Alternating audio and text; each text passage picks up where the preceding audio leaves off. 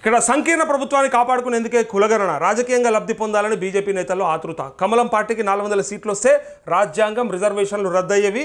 రాహుల్ సూచనలతోనే రాష్ట్రంలో కులగణన సక్సెస్. ఆయన్ను మోడీ అనుసరించడం గొప్ప విషయం. కేంద్రం నిర్ణయాన్ని స్వాగతిస్తున్నాం, సహకరిస్తాం.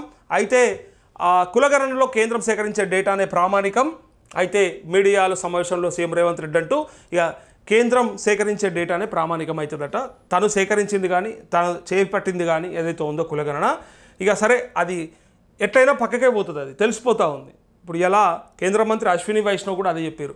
ఏమని, మేము ఎట్లయినా జనాభా జనగణనతోని కులగణన కూడా ఖచ్చితంగా చేస్తాం కాబట్టి ఇక ఈ అతి త్వరలో ఆ నిర్ణయం కూడా వెలువరిస్తామని చెప్పి అన్న మాటకి ఆల్రెడీ నిన్న చాలామంది ఇదే విశ్లేషణ చేసుకున్నారు. అసలు మనం చేపట్టినటువంటి కులగణన మరి ఉంటుందా, ఆ రిపోర్ట్ మరి యూజ్ అవుతుందా, లేదంటే మళ్ళీ ఇలా కేంద్రం కొత్తగా చేస్తే ఆ డేటా ప్రామాణికం అవుతుందా, ఏదవుతుంది అని అంటే ఇలా వీళ్ళకు కూడా అది సింపుల్. ఒక ముచ్చట చెప్పాలన్నా, వీళ్ళకు కూడా అది ఈజీ.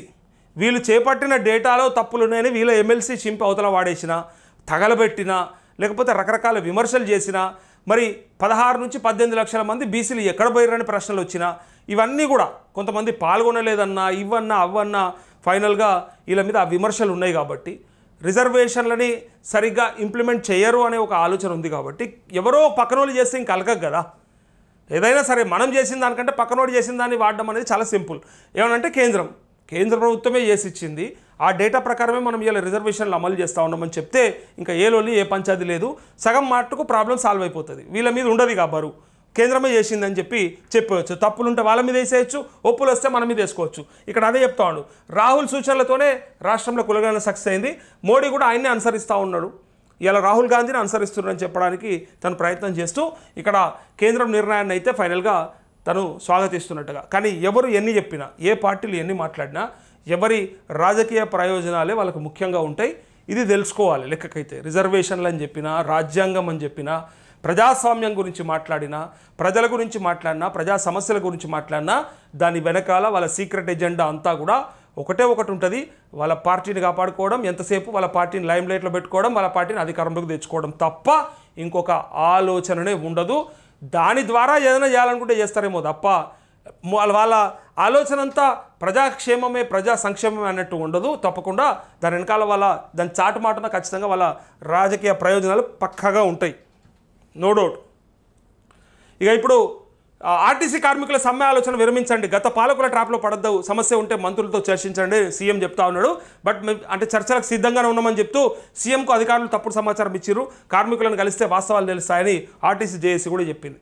యాక్చువల్గా 7 తారీఖు నాడు సమ్మెకి వెళ్తూ ఉన్నారు వాళ్ళు. ఆల్రెడీ ఆ పోస్టర్ను కూడా రిలీజ్ చేశారు, మేము సమ్మెకి వెళ్తున్నాం ఎట్టి పరిస్థితుల్లోనే, ఆ జాయింట్ యాక్షన్ కమిటీ. కానీ ఇక్కడ గత పాలకుల ట్రాప్లో పడి మీరు అన్యాయం కాకుండా ఏదన్నా సమస్య ఉంటే మంత్రులతో చర్చించండి, లేదా ఆ ట్రాన్స్పోర్ట్ మినిస్టర్ కూడా ఉన్నాడు పొన్నం ప్రభాకర్, చర్చకు చేయండి అని చెప్పిన తర్వాత అటు పక్క నుంచి జేఏసీ నుంచి వచ్చినటువంటి మాట ఏంటిదంటే అసలు మేము చర్చలకే సిద్ధం. అసలు ఏ కార్మికులైనా ఏ కార్మిక సంఘాలైనా ఏం చేస్తాయంటే ఫస్ట్ చర్చలకే ప్రయారిటీ ఇస్తే వాళ్ళకి ఏం అక్కర చెప్పు, రోడ్ల మీదకి వచ్చి టైం అంతా వేస్ట్ చేసుకొని, లేదా వాళ్ళ డ్యూటీలు కోల్పోయి, అలా ప్రాణాలు కోల్పోయి రకరకాల సమస్యలతో రోడ్ల మీద కూర్చోవాల్సిన అవసరం ఏం లేదు. వాళ్ళకు ఉన్నటువంటి డిమాండ్లు ఏవైతే ఉన్నాయో అవి ఇస్తే అందులో వాళ్ళ న్యాయబద్ధంగా ఉన్నటువంటి కోరికలను తీర్చమని మాత్రమే అడుగుతారు వాళ్ళు. గొంతమ్మ కోరికలు ఉంటే ప్రభుత్వం కూడా చెప్తుంది ఇట్లెట్లయితుంది అట్లెట్లయితే, గతంలో చేసిరా, అప్పుడు చేసిరా, ఇప్పుడు చేసిరా. కానీ ఇక్కడ వీళ్ళ డిమాండ్ కనుక న్యాయమైనవి అయితే వాళ్ళు పక్కాగా చేయడానికి ముందుకు వస్తారని చెప్పి వాళ్ళకు తెలుసు. వీళ్ళు కూడా చర్చ చేస్తేనే బెటర్ కదా. అనవసరంగా చర్చ చేయకుండా రోడ్ల మీదకి వస్తే ఉద్యోగాలు, ఇటుపక్క జీతాలు, అటుపక్క ఆరోగ్యాలు, అటుపక్క ప్రాణాలు ఎన్నో కోల్పోవాల్సి వస్తుంది, ఎన్నో ఇబ్బందులకు గురి అవ్వాల్సి వస్తుంది. అందుకే దానికంటే ఉత్తమం ఏంటంటే చర్చలు. ఎవరైనా సరే చర్చలు చేయడానికే ముందుకు వస్తారు. చర్చలు చేస్తేనే ఏమైనా వస్తాయని ఆశపడతారు. ఇట్లా రోడ్లు ఎక్కితే వస్తాయంటే రావు కదా, అంత ఈజీ కాదు కదా. సో అందుకోసానికే వాళ్ళు కూడా ఏమంటారు అంటే మేము అసలు చర్చలకే సిద్ధం. అనవసరంగా ఎవరో అధికారులు, అంటే మీకు ఎవరైతే అధికారులు ఉన్నారో అధికారులు తప్పుడు సమాచారం ఇచ్చి మిమ్మల్ని ఆగం చేస్తూ ఉన్నారు. అసలు కార్మికులను కలిస్తే కదా మీకు వాస్తవాలు తెలుస్తాయని డైరెక్ట్గా ఆ కార్మిక సంఘాలు జేఏసీ చెప్తా ఉంది. సో ఫైనల్గా వాళ్ళకేం ఇష్టం లేదు. ఒకవేళ మీరు తీసుకోకపోతే, చర్చలు చేయకపోతే వాళ్ళకు ఉన్నది అదే కదా పరిస్థితి, ఇంకా దిక్కేం లేదు కదా, అదే వాళ్ళు చెప్పేది.